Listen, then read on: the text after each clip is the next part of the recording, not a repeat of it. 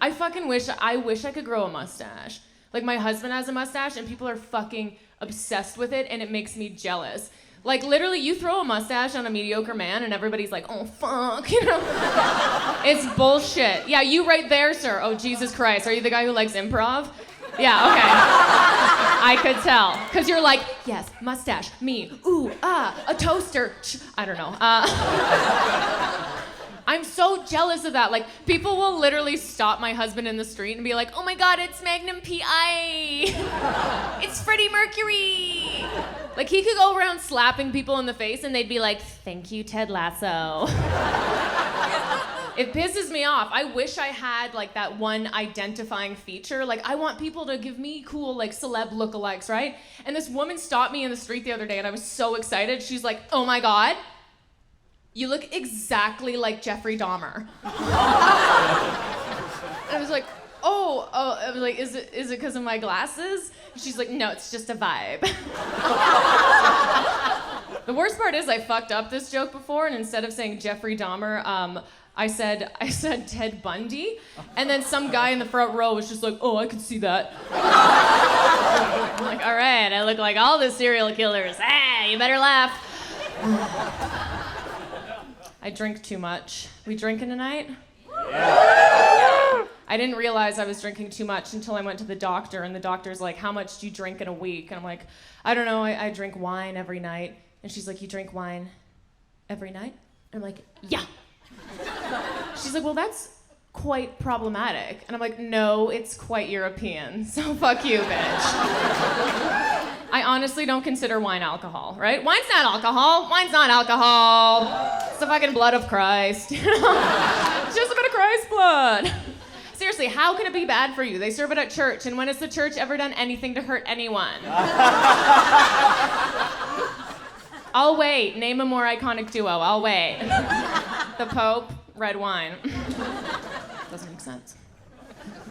I love red wine because it makes me feel classy, and I love white wine because I like getting in fights with my husband over something he did 6 years ago. You know. Most people drink to forget. I drink to remember. We waxing our pussies in this room or what? Have you ever waxed your balls, sir? Not yet. I don't think we should. I don't think we should ever be waxing our pussies and our balls, because here's the thing. Pubic hair is there for a reason. Round of applause for pubes. Round of applause for pubes, lady. You got a bald-ass puss, I can tell. You're not applauding at all. We're supposed to have hair down there. It protects against, like, dust and debris. When spiders from crawling in there. Pubes are the eyelashes of the vagina. I curl both.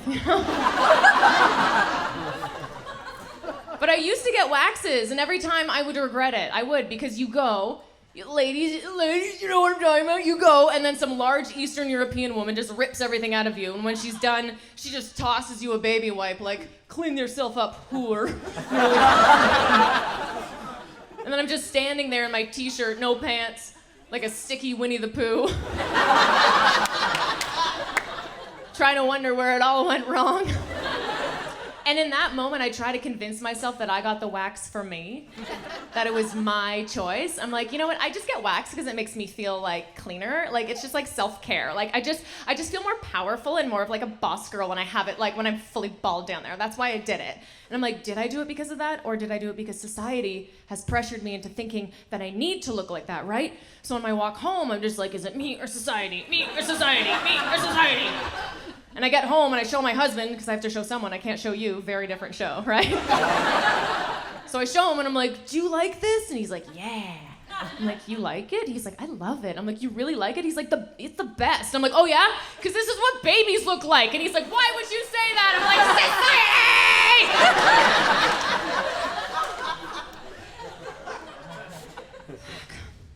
I really like watching the Great British Baking Show. Are there any Great British Baking Show fans? Oh my God. Ugh. It's the best show on the planet. If you haven't seen it, it's just a bunch of the cutest fucking British people baking sweets and being best friends. It's so nice and comforting. It's exactly what the world needs right now. And it's a competition, but like barely. Right? Like I just love that it's in such stark contrast to American competition cooking shows. Like every contestant on an American cooking show is just like, "Hi, my name's Dagger and I'm not here to make friends. At 14, my entire family was killed before my eyes. At 15, I started working in kitchens. At 16, I was head chef. Now I own 10 restaurants in New York City. And when I win the $10,000, I'm gonna get a tattoo of a knife on my face. Ah!" I'm just like, Jesus Christ. And then every contestant on the Great British Baking Show is just like, "Hello. My name's Samuel. And I like playing banjo with me mum." And that's it. My husband and I actually just celebrated our 12-year anniversary. Yeah, 12 years, long time. How long has this been? Fucking 3 years. That's nice. So you're still fucking and sucking? Oh my God, that's so exciting. What about here? How long has this been? It's new, it's fresh. Oh, you're holding her so tight. Like, don't put any ideas in my girl's head, bitch. Okay, here's the thing. After 12 years, things get a bit bleak. It sounds so fucking cliche and hack, but like, we were trying to spice it up in the bedroom, because we were, right? We were. So I was asking my friend who's been with her husband for like 20 years, I'm like, "What's your secret?" She's like, "Role play in public. You have to do it. Have you ever tried this?" She's like, "Yeah, the whole idea is, like, we go to a bar, we pretend we don't know each other, so when we go home together, it's like we're going home with a stranger." You can do it, because the whole idea is you can be whoever you want. So, sir, later on, after you guys can go out, you can look at her, be like, "Oh, hey there, little missy. I'm an oil tycoon," right? And then you can be like, "Oh, and I'm just a circus performer passing through." And then you just go home and have oily circus sex. Like, that's the idea.